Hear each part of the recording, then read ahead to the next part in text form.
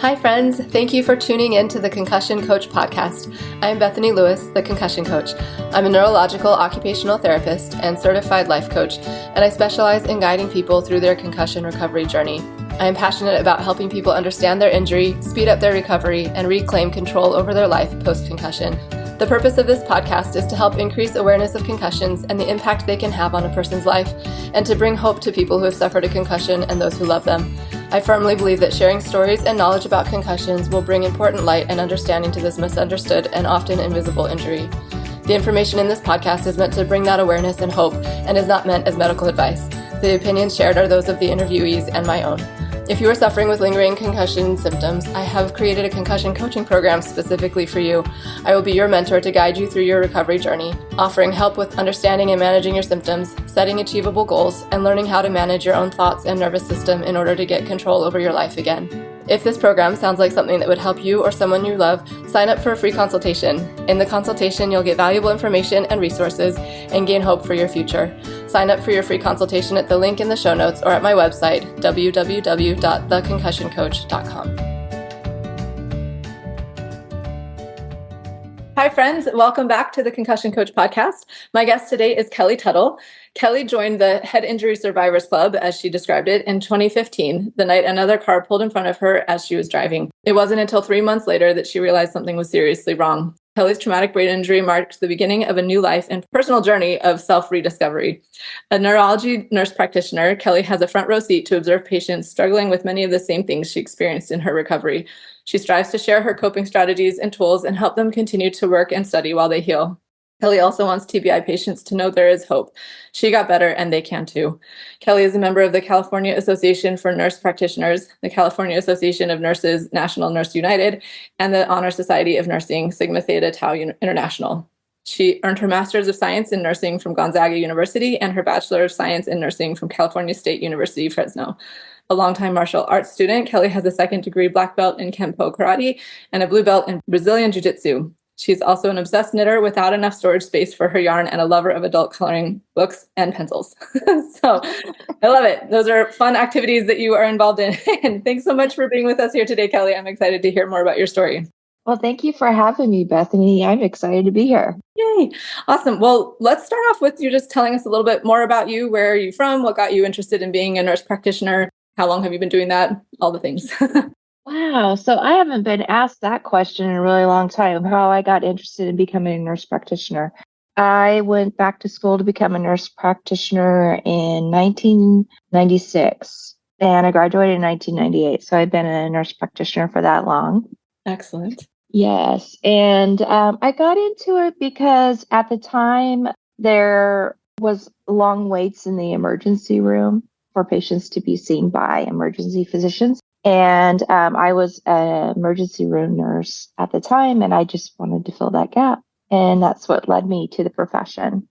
Awesome. And did you start out in neurology or did you specialize in that later? I specialized in that after my car crash. When I first graduated, I worked anywhere and everywhere that I could just to get experience. And then I finally settled in cardiology, and I worked in cardiology for 20 years. And then I had my car accident. In effort to get better and back to my life, I was reading a lot about the brain and traumatic brain injuries and behavioral science and neuroscience, and loved it. It was fascinating. It really recharged my passions. Mm-hmm. And I was talking to a friend who asked me, "Hey, how are you doing on your recovery?" And I was saying how much all these books and stuff that I was reading. And she goes, you really should think about going into neurology because you'd be a great provider. You've been there, done that, and can help your patients with a lot of compassion and empathy, right? And I was like, oh my gosh, I didn't even think about that. It's really funny how like you're in the forest, you're looking at your tree and you don't see the forest around you. Yes. And she did that for me. And I was so excited. I couldn't go back. I couldn't sleep that night and stayed up late looking at anything and everything I could to get into that specialty. Mm-hmm. And then, begged and pleaded managers to hire me. And finally there was a training position available. And I jumped on it, got accepted, and was able to train with the neurologist that I work with today. And I have loved it ever since. That's amazing. Oh, what a cool story. And I love that your friend was able to help you see that, see that. Yes. That's so exciting. Yeah. It's so nice when you find that thing that you just like, that lights you up and then you can just love what you do. That's really awesome. I love that. So tell us, let's hear a little bit more about the injury. I know we mentioned it in the bio, but how long ago was it? You said it was 2015. Is that right? Yeah. Okay. 2015. And then there's a car accident, and you mentioned that it was 3 months after the injury that you realized that something was seriously wrong. So I'm curious what those first 3 months were like. Was it just that symptoms didn't go away, or did you experience new symptoms at that point? Like what were you dealing with? Tell us. So it was really crazy. I saw my primary care doctor after being encouraged to do so by my coworkers who noticed I was having difficulty in my speech and so forth. And because I went to work the next day. Crazy, I know, silly. And Kelly. You didn't feel any, like, you couldn't tell it was your coworkers around you, other people needed to. Yes, I lacked a lot of self-awareness for quite a while after the injury, and then saw my primary care doctor. I got the feeling I was going to get better in 2 weeks. So after resting for 2 weeks, I started pushing just to get back into life, pushing to continue to train in my martial arts and work full time, and just really, really struggling. I had horrific neck pain, which covered a lot of symptoms, and headaches. So I had initially it was like this horrific whiplash and headaches. And then it kind of all culminated to a point where I was driving back and forth between work and I was feeling really tired. And one day after driving home, after a day of work, I thought, I'll just put my head back and close my eyes for a second. Well, I ended up falling asleep at the wheel, and bouncing off the road woke me up, and I was able to slam on my brakes before running into a tree. Oh. So this, I think this was around that 3-month kind of period-ish, maybe 2 months. I can't really remember. And so this is where the self-awareness comes in. I thought, oh, wow. Yeah, I guess I'm just kind of getting tired. I'll just take a nap on the side of the road halfway in between work. Not tell my doctor, not seek help. I mean, not thinking straight. Just trying to get to work and back. That was all I was trying to do, just get back to my life, and not attributing anything that I was feeling to the concussion. And so then I had lunch with a friend who was also a neurology nurse practitioner. And so she was interested, how are you getting better? How's your concussion recovery going? And I told her, blah, blah, blah, neck pain, headaches, fell asleep at the wheel. And she was like, what? Yeah. And you're not supposed to do that. And so she's like, you need to see a neurologist. I had a neurologist. I didn't have a CT scan at this time. And she said, you need to see a PMR doctor. And I was like, what's a PMR doctor? And she's like, it's a physical medicine rehab doctor. Well, I used to know them as physiatrists. And I was like, oh, okay. And I listened, and I went back to my doctor and said, hey, I need these things. And I got my head CT, and it was fine. And then I saw the PMR doctor, and that doctor said, oh, you have a brain injury with diffuse axon injury. And she did a MOCA and so forth. And I did okay on the MOCA, but I was exhausted. Oh, yeah. Oh, I'm sorry. It's a mini cognitive exam. Thanks. And it looks like it tests you for your memory, your spatial processing, and math. It has a math question in it and stuff like that. Yeah, I'm familiar with it, but not all. Okay. So yes, that's good. Thank you. And I did well, and on the score, but I was exhausted afterwards. And she said I looked really pale and I was getting a headache. And she goes, so you have this brain injury and I'm going to take you off work because you shouldn't be working. And then she sent me to speech therapy and neuro physical therapy. And that's when I started to get onto the right road of recovery. Mm-hmm. That's so important. Well, okay, sorry, I'm going to pause you there for a second because I think I just want to bring up a few things. One, I think I was reading some of, you had a sample of your book in something that you sent over to me, and I was reading that, and you said that you didn't, at the initial accident, you didn't go to the hospital, you declined to do any of that, right? Which I don't think is uncommon. I think that people probably do that a lot. It's like, no, I'll be fine. I'll just be okay. So you didn't get any kind of testing or treatment, or did they say, hey, look out for a concussion, or like, was it just kind of, you were just off on your own? I was left off on my own. Okay. And so I was given some paperwork, but it only had like lists of, immediate emergent things that you should return back from, like, dizziness, nausea, vomiting, those kind of worsening headaches, seizures, and loss of consciousness, those red flags that you should watch for, but not watch for sound sensitivity, irritability, and personality changes. Right. Yep. That wasn't on the list. That wasn't on there. It's funny you bring that. Just today, I was talking to somebody who had a car accident yesterday, and she was like, I woke up this morning with a lot of anxiety. Is that normal? I was like, yes, that is not uncommon for a concussion, but like nobody gets told this at the beginning. So it is, yeah. Okay. Just wanted to clarify that to make sure that we were on the same page there. And I think it's really cool that you worked in medical community. So your peers were able to be like, hey, you should probably get checked out. And the is that what you said? PMR doctor? Physical medicine rehab doctor. That she was able to recognize that even though you scored okay on the MOCA, the way that you presented afterwards was indicative of problems. So I've talked to other people who, they do neurological testing and it takes them way longer than it should, and they're exhausted, and like all of these things, even though they scored well, and like they've had the people be like, yeah, you scored fine, but not taking into account that. So I appreciate that she was able to see that and recognize that you did need some extra help. That's good. It was good. Yeah. So what else did you learn through that? Well, I guess actually I'm curious, how much did you know about concussions prior to all of this? That they weren't good, and basically zero. They were not good, and you were supposed to get better in 2 weeks. Yep. Not good. Not good info. Nope. And so common. That's what most people, unless we're having conversations like this because you've experienced it, most people think the same thing. So what about, and I'm sure that you'll say a few of these things, but what about your experience about a concussion surprised you? What was? That the biggest one, like you would normally think, oh, headaches, dizziness, balance issues, blah, blah, blah.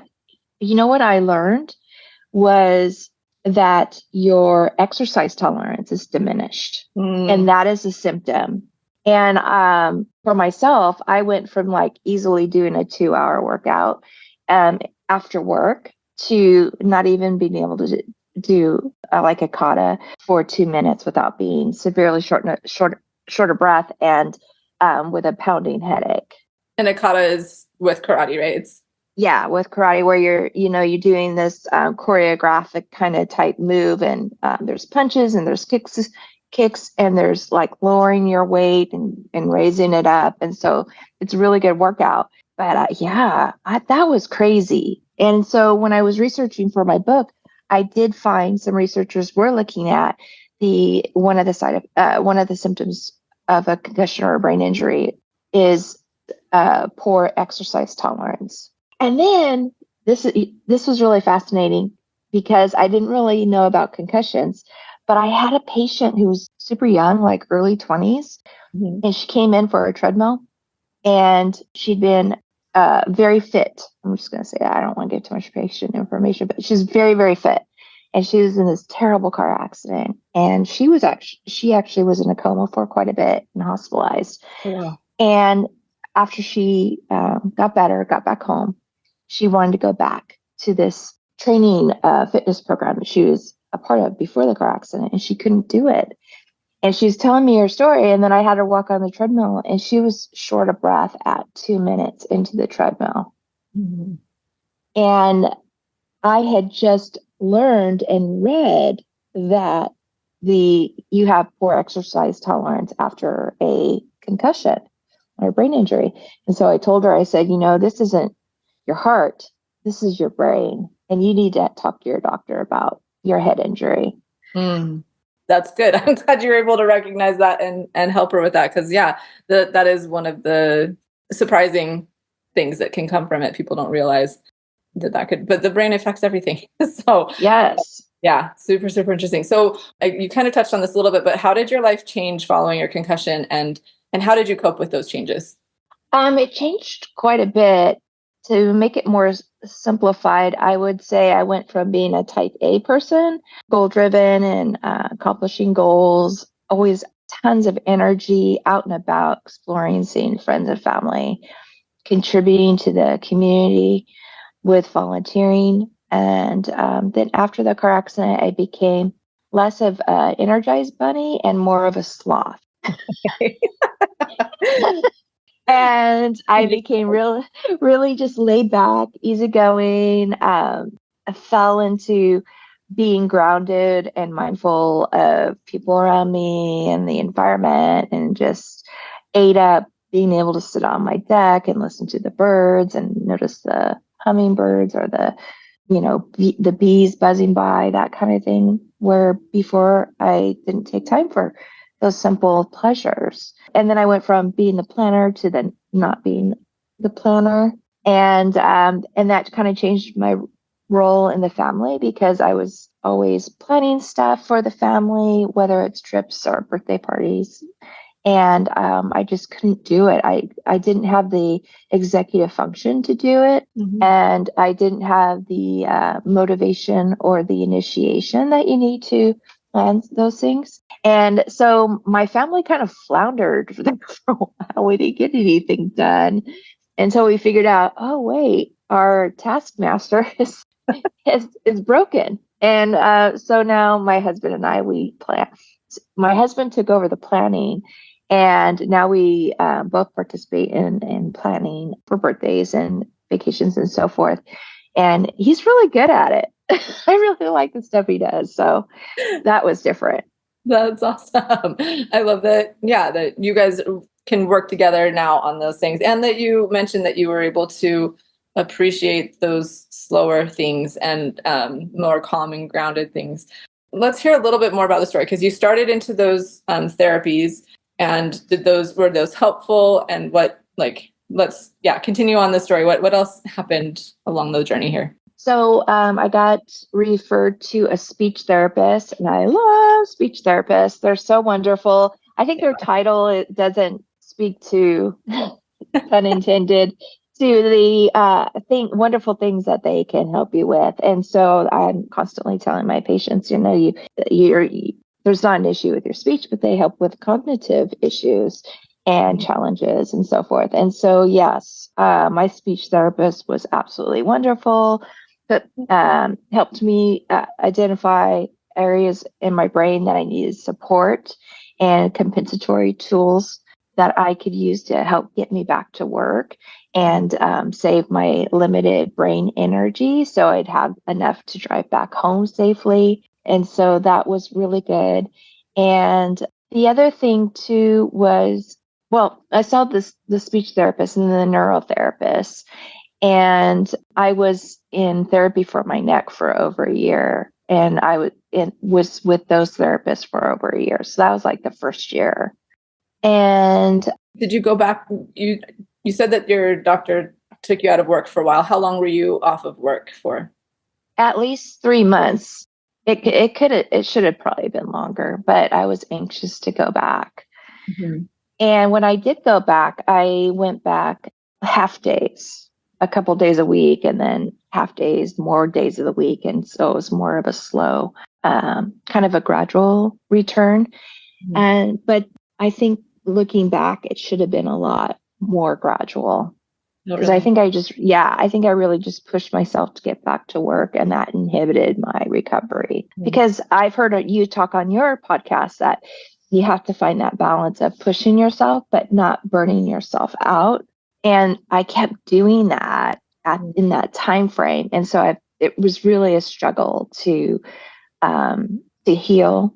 And it also was hard for me to figure out what would I call them episodes of regression, when you push yourself too hard, because you're really regressing and you're recovering. You're back on the couch, just exhausted, or you have to sleep tons of hours to build up your battery again. And what I did was I used journaling to help me identify my triggers, my symptoms and my triggers, and associate them. And that was really helpful in being able to identify other strategies and tools that I could implement at work to, again, just protect that energy battery so I can make it to the end of the day and then drive home safe. Mm. And it wasn't until 4 years into my recovery, that sounds terrible, that I identified that I had sound sensitivity and light sensitivity. I was just miserable the whole time, and I didn't understand why. Yep. Oh, that breaks my heart for you, because it is like, once you realize, it's like, oh, like, I'm constantly hearing sounds. I'm constantly in light. This is why. But like, with it, without knowing, then yeah, I could see it would just last for a very long time of just being very uncomfortable and not understanding. So that's important to get out there. Like, this is a thing, be aware of. So how did that change when you understood that? What were you able to do differently? Well, I was able to use, of course, noise canceling technology through earbuds or headphones. And that first I tried just headphones or earplugs, and those are miserable because then it just amplifies the noise in your head. Mm. And with the noise canceling technology, like if you buy an earbuds or headphones that come with an app that allows you to adjust how much noise canceling you have. So you can have a lot of noise canceling, the highest setting set for when you need to focus or concentrate. And then, like, say if you want to have a conversation with a friend, like on a plane, the plane's really noisy, or in a noisy restaurant, then you can decrease that noise canceling setting, but hear your friends, but it's helping you filter out the background noises that your brain's not capable of doing. Yeah, no, that's so important. I'm curious, when you said the earplugs amplifies the noise in your head, do you mean like tinnitus? Like, did you have like sounds in your head, or just like the thoughts that were in your head? What do you mean by noise in your head? Oh, just when you talk or eat. Oh, okay. Oh, interesting. So when you plug your ears up, it's like your voice sounds a lot louder. Okay. It's an icky feeling. And to be dealing with it for so long, I am so sorry. Yeah. Yeah. Did you find anything that was helpful with the light sensitivity? Yes. Well, avoiding fluorescent lights. Didn't realize how bad those were. I had worked underneath them for You're in a hospital setting? decades. Yes, for decades. Never noticed them, was never bothered. And then all of a sudden, I'm this shrinking violet underneath them. And so I did try applying, they have fluorescent light covers like over my work desk. And I used umbrellas that you can clamp, that you would use it to clamp onto a stroller or a chair, but I would clamp it onto my desk, and that would block the fluorescent light from glaring on top of me. Brilliant. Okay. I love it. Like, new ideas that I haven't heard of before. That's awesome. And that was helpful. It was like it blocked the direct light onto your eyes. Yes. Okay. Yeah. And then of course dark glasses. And then they had blue light blocking glasses that you can even wear over your prescription glasses. And those were great because in the beginning I was even sensitive to the light on the TV and the computer. And when I put those on, the blue light technology on, the glasses, and at the time they had covers you could put over your iPhone to block out the blue light too. It's kind of hard to describe, but it just drained less of my brain energy, and I was able to stay on my phone or my computer longer, or have energy at the end of the day. It was a huge breakthrough for me. How did you discover it? Like what helped you realize that that's what was going on? I had read some recovery books and then read some things online. And then I found the things that I needed off of Amazon. Awesome. Oh, I'm so glad that you were able to find help, and thank you for sharing those things. That's one of the things that I love about this is like, let's get all of the ideas out there. Everybody share what works for you. I'm curious with the return to work. You said it was about 3 months you started the gradual process. How did that feel? Like, how did you approach it with your coworkers? Like, was there anything emotionally or socially that you think would be helpful for people to hear about your experience, talking to people about it, helping them understand, or just doing your thing and not caring? Like, how was that for you? Well, initially, I didn't want anybody to know that I had a brain injury because I was in a kind of I was under toxic management at the time. And I was really worried it would be used against me. And so I just didn't say anything. I just kept everything hidden. And if anybody noticed if I was tired or quiet, I just said I had a headache. Well, I pretty much did, but you weren't lying. I wasn't lying, but I hid it. And I went to a brain injury support group. And I would definitely recommend it because those are fantastic too, to kind of get your tribe of people around you for support. But they also share what has worked and what hasn't worked for them. So you can learn a lot from those individuals. And I had asked, well, what about telling your employer? And it was just a resounding no, do not tell your employer. Yeah. Interesting. Because their experience was that their employers were not supportive. And it would put you at risk of being fired or losing your job. So I hid it. And if I wore my dark glasses or my blue light glasses, and then anybody asked me about it, I said, oh, I just heard these really help with headaches. And they, everyone knew I had headaches. So that's kind of how I hid that. And then I wasn't really questioned a whole lot about the headphones, which was really surprising when I started using those. So that was good. I think a lot of people realize that people use headphones anyway to try to concentrate at work, especially if you're in a noisy environment or open workspace. So those are more normalized these days, I believe. And, wanting to block the fluorescent light off my work desk, I just use the excuse of trying to avoid having migraine headaches and things like that. How about the gradual return? Like, you had 3 months off and then slowly coming back. Did anybody question that, or what did they attribute that to? That I just got injured, that I had really bad neck injury. Oh, okay. Yeah. Interesting. So did that change at any point? Like, or how do they still not know? Do we have to not let anybody from work hear this? I'm just kidding. No. Well, in 2020, when the pandemic hit, I got deployed to a different position. I was put out in the parking lot to do drive-up testing in very, very hot weather. It was in July here in California. So I ended up getting heat stroke. And I had asked for some accommodations. Like, I had a note that said not to work in 85-degree weather and being able to sit down or cool off if, breaks. And they weren't upheld. They weren't supported by the people managing the drive up testing. And so I ended up getting heat stroke before the end of the day, got really, really sick. And it aggravated my brain injury symptoms and basically shot me back several, years and back into my recovery. And I was taken off work for 4 weeks at that time. Oh, man. And I just decided at that time that I would get a note from my doctor saying I had symptoms that, you don't, when you do ask for accommodations at work, you don't have to give them your diagnosis. You just have to give them your symptoms and then the accommodations that your doctors recommend. And then you present that to the human resource department at your employers. So I just gave them my symptoms and started that process of getting accommodations formally provided for me.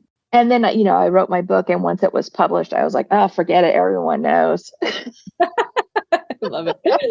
That's amazing. So, but it was 5 years though, because your accident happened in 2015 and you're saying this was in 2020 that happened. Okay. Yeah. Yeah. So it was a long time. And I think that I appreciate you sharing that because again, I think it's not uncommon. I've heard, this is why I asked the question, like, how was it going back? Because I want people to have that conversation. And I love that you found a brain injury support group. How did you find them? Or do you have any recommendations of how people can find one close to them? I found it from braininjuryamerica.org. It was a national brain injury website. And then that took me to a local link. And then from that, took me to state and then town. And that's how I found Okay, awesome. the Was it support group. in person? Or is it online? It was in person at the time. This was before the pandemic. Now everything's online. But I'm sure there's value in being in person. Okay, that's helpful. Thank you. I can link that in the show notes because yeah, it is important. I think that support network, being able to ask each other questions, and I think that's really, really good. So you mentioned a little bit about this, but maybe if there's anything else you want to share, how did your injury affect the people closest to you? You said they had to kind of pick up some of the planning slack, but what other impacts did it have on the family and others? Well, on the family, my husband had to pick up the slack on everything within the home. And he ended up leaving his position. He was a martial arts instructor at the time. Wow. To stay home with the kids and manage the house 100% on his own. Because the goal was just to get me to not go to work, but to be able to go to work. And because I was a main income earner and benefit earner. So that was important to the family. So basically, I was just, for the first 2 years, just going to work and coming home and sleeping, and then sleeping the entire weekend. So it's like I missed like 2 years of my kids growing up because I was just trying to, keep a roof over our heads and food on the table. So that was a big change, but eventually you start to get stronger and better, and your cognitive fatigue gets less and less demanding of you, needing to rest and sleep, and you're able to do more. And then I was able to eventually help out more around the house and with the kids and stuff like that. But yeah, it was a big change initially. Yeah. Yeah. Oh my gosh. I'm so sorry. And that's really beautiful support there. And also, so that's a lot of challenge on you, like to have that pressure of keeping things going and like the roof over the head thing. That's a lot for everybody and for the kids too. I'm sure that's a lot of adjustments. Yeah. Yeah. Did it affect other relationships? I imagine it must, if you were probably cutting off all social stuff because you're sleeping. Yeah. Sleep, right? And how did that impact things? Well, I was really involved in the dojo that I studied martial arts at. And so I pretty much lost all those friends because I wasn't able to train anymore or participate in the activities that we used to do together. Like I would teach basic Brazilian Jiu-Jitsu classes to women to try to introduce them into the martial arts art form, which is scary because it's ground fighting. So very, very close contact. And so I would teach those classes and show them that it was fun and not so scary. And I haven't been able to go back like I used to since the car accident. So I lost a lot of those friends, but the friends that I have kept after my brain injury are like hugely amazing and wonderful people. And losing people in your life after a brain injury, it's hard, it sucks, but the friends that you keep, your family that you keep, I mean, they're like the most precious treasure in your life because they've seen you through that really dark period. So if you get busted and ended up in jail and they need to bail you out, they're going to be there for you. For sure. Your people. That's awesome. Well, that's beautiful. And I think that's, the ones that stay are the ones that, are like past the fire test. Right. So, yes. Yeah. So are there other other treatments or therapies that you tried that you loved, that you want people to know about, or that you feel were effective along this journey? It's been a lot of years of dealing with it. So I know you loved your speech therapist, which is great, and you did the neuro PT. Anything else that you tried that was helpful? Yes, I saw because of the headaches and the dizziness and the light sensitivity and difficulty with reading, I was eventually referred to a behavioral optometrist. Okay. And they look at how well your eyes work together and process the information that you're seeing to your brain. And that was a huge difference in my life. Huge. I was able to walk without watching my feet. I got rid of most of my headaches. It helped with my neck pain because I was tilting my head to the right to be able to line up what I was seeing. So it was like having double vision, but it's so minute that you're still able to your brain's still able to process with that misalignment, but it's churning a bunch of energy in order to do that. And then that's what wipes you out. That's what gives you the headache. So I got that corrected. And at the same time, that's when I learned about the sound sensitivity, and big difference in my recovery. Big difference because, it really helped with the brain energy, being able to increase my my tolerance of being able to make it through the end of the day. And I went from having to sleep a long time on the weekends, and what I was doing was I was going to work, and then I would come home and I would take a 2-hour nap, and then I would get up for 1 hour and get ready for the next day, and then I would go back to sleep. When I applied my compensatory tools from my speech therapist, my noise counseling headphones, and my new glasses from my behavioral optometrist, I went from that to being able to stay up after getting home from work. Wow, the whole rest of the evening. Yeah. That's a big deal. Not that it was really late, okay? It's like 8:00 I go to bed, but but still, that's time. That's time with your family, time to do the things you care about. Yes. That's a big deal. Yeah. Yeah. It was huge. That's awesome. That's awesome. And it was a behavioral neuro-optometrist, is that what you said? Behavioral optometrist. Behavioral optometrist. Okay.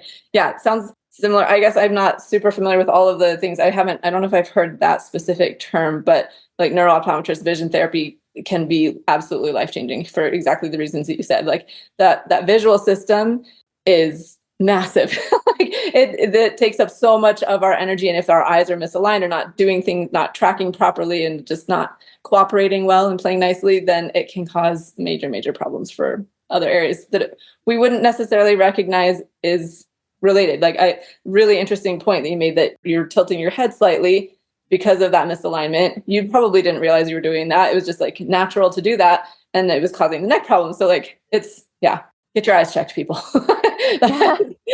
Really helpful and good to know. Thank you for sharing that. Any other treatments or therapies or things that you tried that you think are important to get out there? Yeah, just like what you said, the visual therapist, or the neurotherapist, I think that's their title, but they'll help you with your vision. So I had a hard time tracking things. So if you're at home and you're maybe scrolling up and down on the computer, your iPhone kind of makes you dizzy or nauseated, that may indicate that you should see a neurotherapist, because they help with that eye tracking. Or I've even had a patient, and I had this issue too, was difficulty watching action movies because there's a lot of things flying over the screen and so forth. And it would make them feel anxious and dizzy. And for me, it made me just nauseated. And that's when the neurotherapist came in and helped out with that, to kind of teach you how to track, to get your brain to do those things. So yeah. Thank you. They help with your balance. So if you're having trouble with your balance, they're fantastic for that too. Awesome. Love that. Yes. Thank you. And I know for I can link another, like it's covd.org is one where you can find a vision therapist that is near you and you want to click the board certified box. So we can put that in there as well for people to, if they want to look for somebody close to them. So yeah, thank you for bringing those things up. That's so important. The other thing too, with the visual thing, I was diagnosed with binocular vision dysfunction, BVD, binocular visual dysfunction. Your listeners can Google that, and that's how they'll find those behavioral optometrists. There's not a lot of them. Last time I heard there was only 13 in the United States. Oh, wow. It's very specialized. Okay, thank you. Maybe I'll see if I can find that and put that in the show notes as well. So that's really good to know. Thank you for that. So what did people say or do along this journey for you that was most helpful or particularly unhelpful? We can hear both sides if you want, but how were people helpful or not? What's helpful is I saw some therapists and I read some books on grieving, and hearing and knowing and learning that it's okay to be you, and to accept, after you wait for a while to recover. Like if you ask a neurologist, how long will it take me to recover? They usually say, a couple weeks, 6 months to 2 years. Well, after 2 years, that's not the end. You will continue to improve. It's just the improvements are smaller and more infrequent. But you get to a point where you realize that some of your limits are going to be permanent, or at least they're going to be with you for a long time. And I don't like the word permanent, but yeah. Yes, yeah. They're going to be with you longer than 6 months. So you might as well just welcome them in and give them a sleeping bag to sleep on the couch. But anyway, you just have to kind of be okay with that. Be okay with them. And if you have someone in your life that says, hey, I've seen this change in you or that change, and it's okay. It makes you more interesting. Those things are really helpful. It's okay. You're enough, right? And then within yourself, you have to be okay with it. And you have to be able to let go of the old you. I'm not saying get over it. I'm not saying forget the old you. Just let go of it, but keep it with you as a part of your foundation of yourself. But be able to see the new you and the new things that you've gotten from your brain injury, and embrace those things and learn to like them, like your new brain. You want to like your new brain. And that is really helpful, because what I've seen in my patients are, if you stay stuck in that old self of yours at that old time or at that time of your injury, you're going to have difficulty moving past it if you're not able to let it go and be okay with letting it go and embracing the new. And so that is super, super important part of your recovery. And it's the way that looks is so different for everyone. And if you're struggling with that, it is a grieving process, and a grieving process that will never end. It's just going to be circular and a part of your life. And if you are having difficulty with it, seek help from a trusted friend or family or counselor or a psychologist. Get help with it, and it will help you on your road to recovery. Thank you for sharing that. What things were most helpful for you in discovering and loving yourself post-concussion? So I didn't realize I was doing this at the time, but I was journaling every day. I always recommend journaling your recovery. And I went out on my deck and I grabbed a piece of paper and I drew a line in the middle. And on one side, I put all my old goals and passions and things that I had before the car accident. And then on the other side of the paper, I wrote all the things that I felt I had gained from my brain injury. The slower pace in life, the more gratitude, more empathy, compassion, patience, not only for myself, but others around me. And then I looked at the two sides and I was like, I was okay to let go of a lot of that old stuff. I was able to look at and go, this isn't helping me anymore. This is not what I'm passionate about anymore. And I'm going to be okay to let it go. And I drew a line through the things that I wanted to let go. And then there's a few things I wasn't ready to let go. Like I didn't like giving up my endless energy. But I had my list of all these positives. I was more of a, like I said, like a type B personality. And I like that. I like that. And that's kind of how I grieved and let go of the old and embraced the new and moved on with my recovery, not realizing that I'd actually had done a process of my grieving on my own. But there's a really good book that I would recommend, and it's called The Myth of Closure. And it's by, I think, Pauline Boss. I'll have to get back to you, Bethany, on that. I can put that in the show notes too. So we'll figure it out. And she talks about, it's just a wonderful book. She talks about the grieving process and that you don't have to get over it. So how like when someone you love dies and half of you's mad at them because they left you and the other half remembers the good memories and stuff.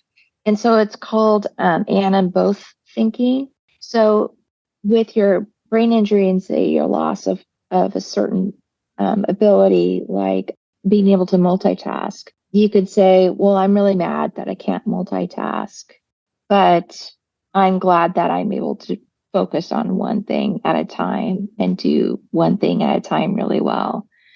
Does that make sense? Yeah. Kind of that and both thinking. She talks about it better in her book than I'm explaining.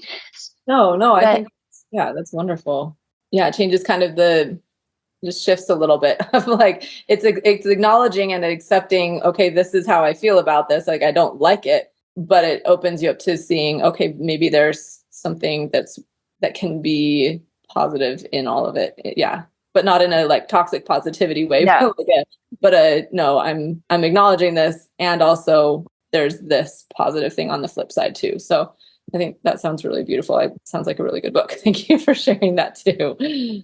Awesome. Anything else that was helpful for you? I love that journaling idea and like writing down. And it's really, really cool, I think, that you were able to look and see that the passions and the goals, some of those changed. Like some of them didn't. You still wanted to hold on or like grieve some of that, but some of it was okay to let go of because you were seeing that there were different interests, there were different things that you were wanting to focus your time and attention on. So I think that's really important.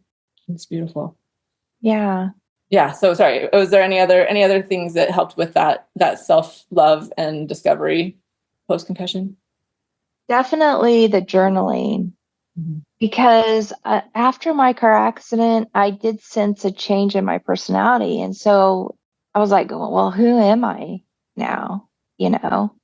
And the journaling helped me get to that point and get ruminating thoughts and worries and concerns out of my head and onto paper.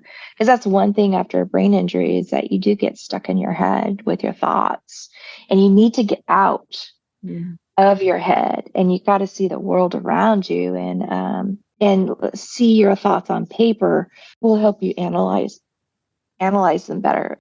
Yeah, that is so important. The journaling, I think it's one of those things that we hear about and we're like, yeah. But when you actually do it, you're like, oh, this is why people say to do that. It really does make a big difference.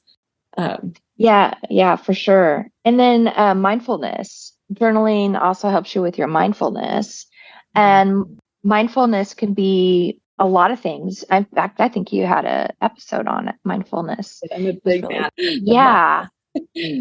And so mindfulness also helps you get out of your head, and it helps with the recovery of brain injury patients. And it can be whether it's just listening to music, journaling, going outside on a walk and paying attention to how your feet feel on the ground and listening to the birds and the trees. It can be done with knitting, adult coloring. It could be as formal as yoga or meditation. Whatever works for you, I would definitely recommend mindfulness, because not only does it get you out of your head, it's going to help you get to know the new you. And I think when you say that, just what comes to my mind is like, it's a part of that acceptance of you now, like acknowledging who you are right now. And I think that's going to be important for everybody, whether they've had a brain injury or like a major life change or not. Like we are constantly changing. Things are different around us. And so seeing and recognizing who we are right now, I think is really important. And it's important to learn to love that person, whoever we are right now, and not look to the past or the future of what we think we should be or what we wish we were. Like we wish we could be that again. Like, no, who am I and what is there to love about me right now? I think that's, I never really made that connection with mindfulness, but thank you for helping me make that connection. That's really, really beautiful. If you could go back in time, what advice would you give to yourself in the early days of your injury? Oh, I would say sleep as much as you need to. Don't be in a rush to get back into life. You can't make your brain heal faster. It decides when it wants to heal.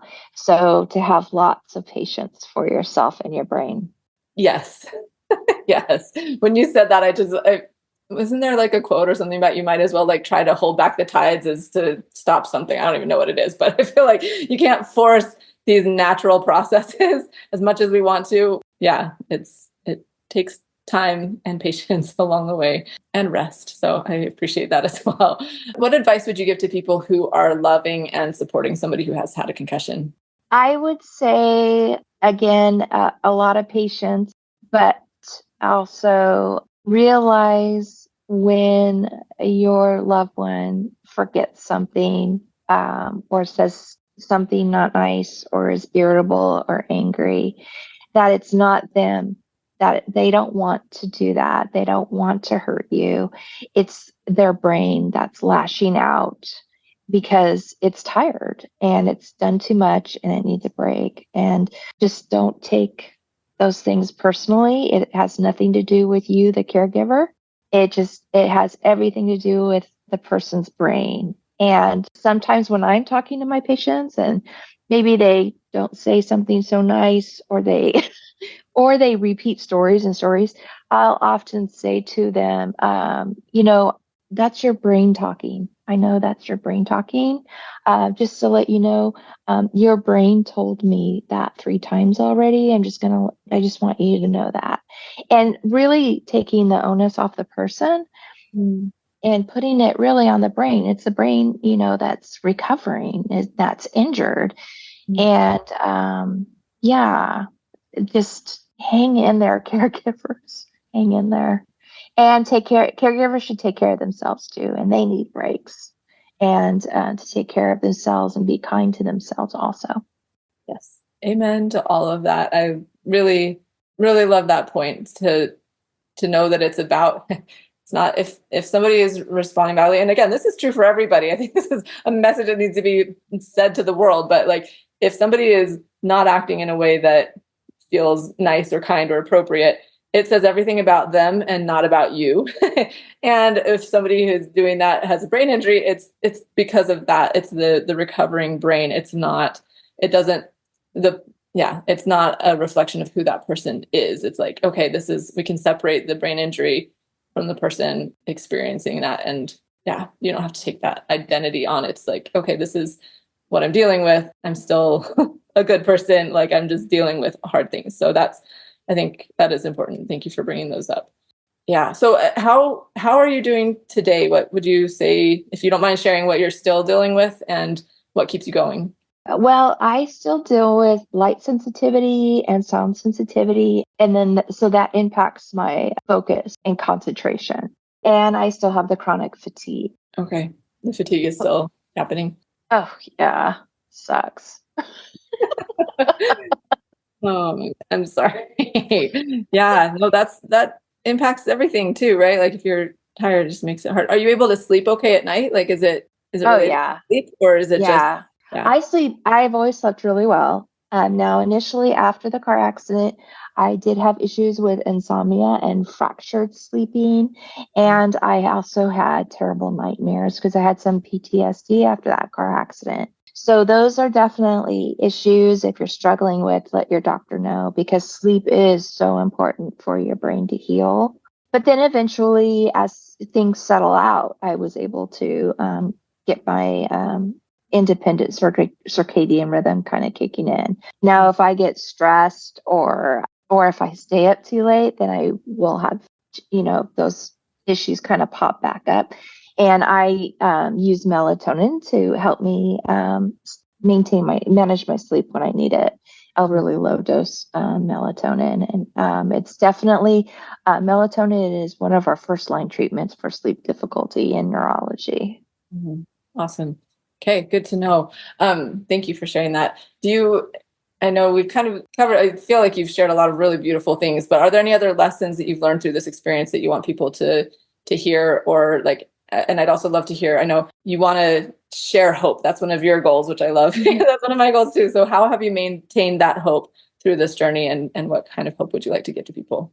The hope that I like to give to people is that things will get better. You're not going if you're getting to the point where you're reading my book, your limits are going to be with you for quite a while, if not permanent. But if you learn to live with it and use the tools and strategies that your therapist recommend, then you're still going to live a full life. And things do get better. They do get better. They are rough at the beginning. It's hard. My first 2 years was really, really hard. And it wasn't until after 4 years after my car accident that my headaches stopped. I had headaches most days of the week or month or year, the first 4 years. Now I'm almost headache free. So things get better. It's just, it could be a slow journey like mine, or it could be, super quick, like you'll be your old self in a year. Everyone's different. Your recovery is as different as your personality. And so I often tell people, if you've seen one traumatic brain injury, you have seen one traumatic brain injury.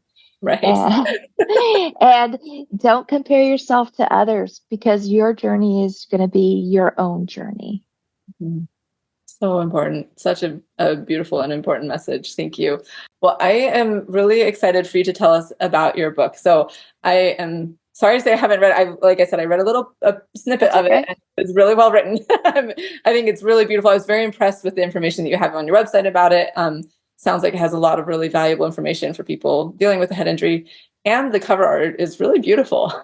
Oh, thank you. Tell you that I really like it. Thank you. So what prompted you to write the book? And if you're willing, I'd love for you to share some of the teasers into the advice and the strategies that you give and recommend in that. Yeah. Oh, so the same friend who said you should go into neurology said you should write a book. And I was like, what? She's like, yeah, you have a great story to tell. And I was like, okay. And then the 5th year of my recovery, I sat down and started writing it. Amazing. And I went through, I had the support of a self-publishing company called Book Launchers. And they have this huge, you could just buy a package and it comes with your writing coaches and your editors, and they help you with the formatting, the book cover and all that stuff. And so they were absolutely fantastic in helping me getting my book published and it turning out so well. When did it come out? I don't think I even know. Oh, January 2023. So it's a year old. Oh, awesome. Cool. Okay, sorry, keep going. So I wrote my book because the week right before I was returning to work, I was in a panic because I knew I needed things to help me at work, but I didn't know what they were or what to even look at for. And I didn't like that lost feeling of panic. And I didn't want anybody else to feel that way. And I had read a bunch of wonderful recovery books, because there's tons out there, and even more so than when I had my initial brain injury that are out there now. But it was really important for me to share how I was able to get back to work and therefore back to life in my book. So my book talks about it talks a little bit about brain injury symptoms and the specialists that can help you with them.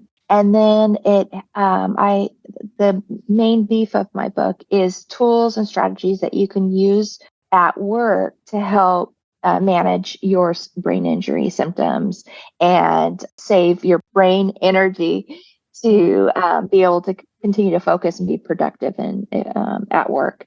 And so that's the main component of my book. And then I do talk about mindfulness, eating, sleeping, and exercise. It's as the foundations of your healing. And then I talk a little bit about the Disability Act, when to use family medical leave to protect your job while you're off for your injury or when you're needing to take time off for therapies. Mm-hmm. I talk a little bit about when to consult with a financial person or a lawyer, because sometimes injuries are a part of a third party issue.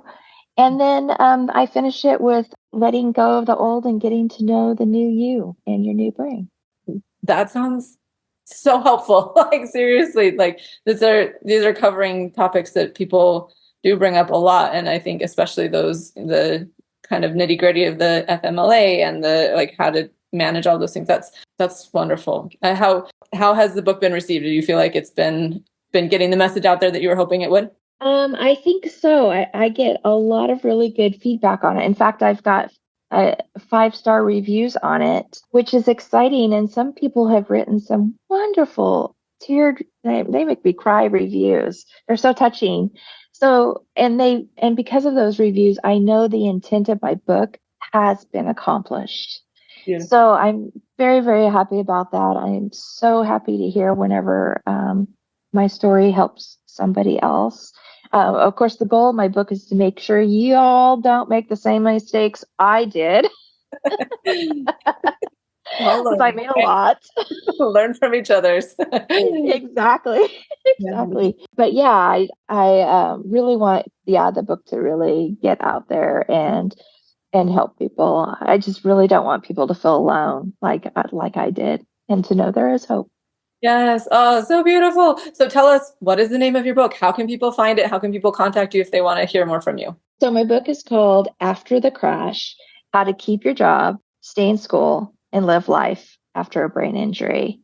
And you can pretty much find it anywhere. It's at Amazon and Barnes and Nobles and any of your independent book places if you want to get it there.